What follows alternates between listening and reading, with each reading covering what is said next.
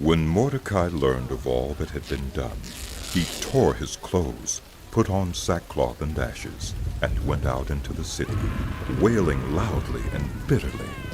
But he went only as far as the king's gate, because no one clothed in sackcloth was allowed to enter it. In every province to which the edict and order of the king came, there was great mourning among the Jews, with fasting, weeping, and wailing.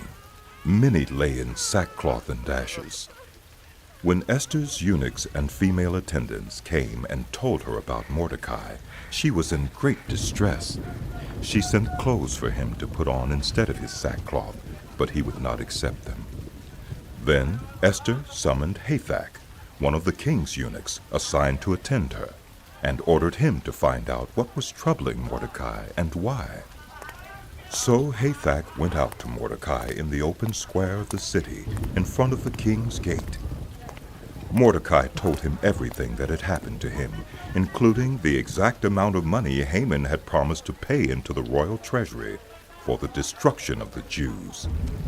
He also gave him a copy of the text of the edict for their annihilation, which had been published in Susa, to show to Esther and explain it to her.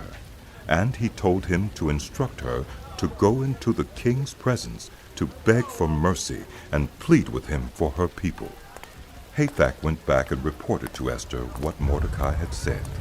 Then she instructed him to say to Mordecai, "All the king's officials and the people of the royal provinces know that for any man or woman who approaches the king in the inner court without being summoned, the king has but one law, that they be put to death unless the king extends the gold scepter to them and spares their lives.